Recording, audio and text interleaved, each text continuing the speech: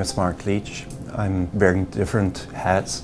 I'm the CMO of Park now, but I'm also part of the BMW I Mobility Services department that is in charge of a lot of other mobility services too, like Drive Now, that's our car sharing service, or take, for instance, My City Way, that's our electronic city guide. So we've got a whole suite of different services in place that help people getting from point A to B. I had the chance to come across Marta and their great team about 2.5 years ago when we established like a tight relationship with selected universities, and one of the universities, or one of the major ones, is the MIT.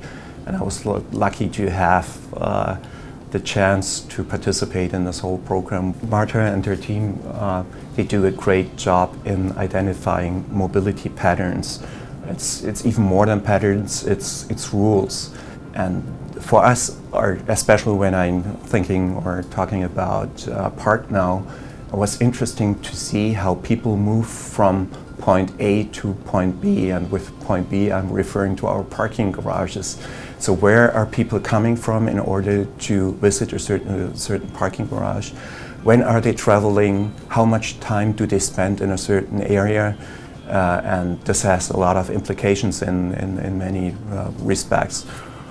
For instance, take communication. When you know when people are traveling and where they're coming from, you can customize your messages. So when you know, for instance, one of the findings of Marta's team was that our parking garage in Oakland, or next to the Oakland airport, it's called Expresso Airport Parking, we found out that not a lot of people were coming from across the bay. So it doesn't make sense to advertise within San Francisco City. It makes a lot more sense to advertise across the bay in the Oakland area and in the eastern parts of the Bay Area. So and it has a lot of different implications. Or renting a billboard, for instance. It doesn't make sense to rent a billboard when nobody travels by. So that's another thing. Or with products, when you know when people are traveling and where they're traveling to, you can shape products around these mobility patterns. So usually the parking industry has a very, very general idea about their customers and their like parking behavior. Now we know exactly when people are coming to a certain place, and we should also customize our products according to the mobility patterns. An early bird special could start at 5:30 at one garage and at another garage at 7:30, according to the different mobility patterns. And if you talking about a network of garages, we can also identify white spots where we need coverage, but where we are not present at this point of time.